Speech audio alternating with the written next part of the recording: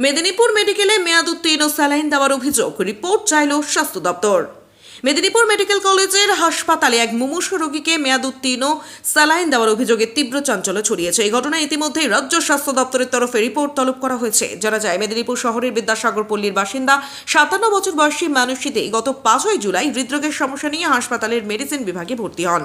গত বুধবার বিকেলে তাকে একটি স্যালাইন দেওয়ার পর তার শারীরিক অবস্থার অবনতি হতে শুরু করে। রোগীর পরিবারের সদস্যরা লক্ষ্য করেন যে স্যালাইনটির মেয়াদের তারিখ পার হয়ে গেছে। তড়িঘড়ি কর্তব্যরত নার্সদের বিষয়টি জানানো হয়। স্যালাইনটি খুলে দেওয়া হয় এবং রোগীকে ক্রিটিক্যাল কেয়ার ইউনিটে স্থানান্তরিত করা হয়।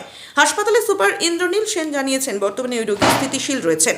ঘটনার পর রোগীর পরিবার হাসপাতাল কর্তৃপক্ষের কাছে লিখিত অভিযোগ দায়ের করেছে। খবরটি প্রকাশ্যে আসতেই স্বাস্থ্য দপ্তর থেকে আজই 2 সদস্যের একটি প্রতিনিধি দল হাসপাতালে তদন্তে আসেন। হাসপাতালের স্টোর থেকে কিভাবে এবং কার গাফিলতিতে ওয়ার্ডে মেয়াদ উত্তীর্ণ স্যালাইন পৌঁছলো তা খতিয়ে দেখে বিস্তারিত রিপোর্ট তৈরির নির্দেশ দেওয়া হয়েছে।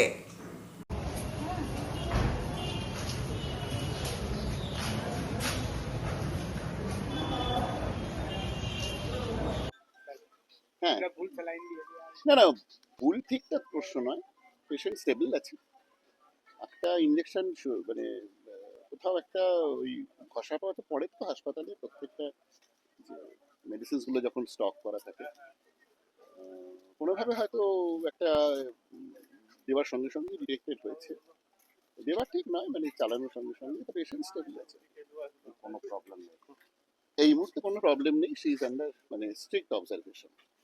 আমরা একদম ক্রিটিক্যাল কেয়ার, এমনি ওনার গতকালই ক্রিটিক্যাল কেয়ারে অ্যাডভাইস করা ছিল। যে কোনো কারণে পেশেন্ট পার্টি কালকে ক্রিটিক্যাল কেয়ারে ওনারা নিয়ে যাননি পেশেন্টকে, এমনি পেশেন্ট স্টেবল আছে।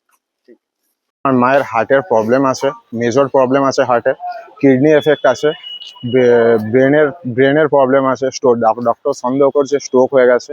তো মাকে সুগার ফল করছে বারবার, তার জন্য মাকে এখানে ভর্তি করেছিলাম। তো আজকে 2026 মার্চের এক্সপায়ার হয়ে যাওয়া ওষুধ ডেক্সটোজ, যেটা সুগারের ওষুধ, তো ওটা চালাচ্ছে। তারপরে চালাতে মায়ের বুকে ছাতিতে প্রবলেম হচ্ছে, ছাতি ধরপড় করছে।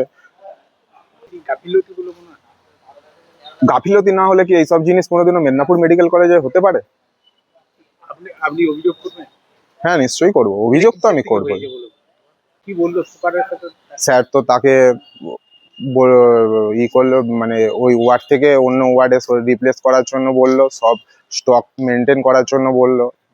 কবে ভর্তি করেছে? 5 তারিখ, ফিমেল ওয়ার্ডে, নতুন বিল্ডিং এর। এটা কবে দিয়েছে স্যালাইনটা? আজকেই সকাল থেকে চলছে, অনেকগুলোই চলেছে, কিন্তু আমার মাথা ঠিক নেই। মায়ের এতটাই বাড়াবাড়ি, এতটাই অবস্থা খারাপ মায়ের, তার জন্য আমার মাথা ঠিক নেই। মাকে আমি বাইরে নিয়ে যাওয়ার জন্য চেষ্টা চালাচ্ছিলাম, আমি খেয়ালও করিনি এখনো অবধি। কিন্তু এই লাস্ট বোতলটা যখন বলছে যে আমার ছাতি কেমন করছে, তখন আমি দেখতেই ছাতি ধরপড় করছে, ছাতি জ্বালা করছে, তখন আমি ওষুধের এক্সপায়ারি দেখতেই তখন দেখছি যে এরকম এক্সপায়ারি মাল চলছে। আপনি অভিযোগ করবেন তো থানাতে? সব জায়গায় অভিযোগ করবো, শুধু থানাতে কেন, সবার কাছেই অভিযোগ আপনার নাম? করবো। আমার নাম বিশ্বজিৎ দে। মায়ের নাম মানসী দে। কিন্তু বলেছেন প্রতিটি ক্ষেত্রে জিরো টলারেন্স নীতি, সেটা স্বাস্থ্য হোক, সেটা শিক্ষা হোক, যে কোনো বিষয়, যে কোনো ক্ষেত্রে জিরো টলারেন্স নীতি বিজেপি গ্রহণ করেছে। তার একটাই কারণ, মানুষের পরিষেবা, মানুষকে যথাযোগ্য পরিষেবা দেওয়ার জন্য। আপনাদের বলবো, আজকের এই সেলাইন কিন্তু আজকের নয়, এটা কিন্তু তৃণমূল আমলের।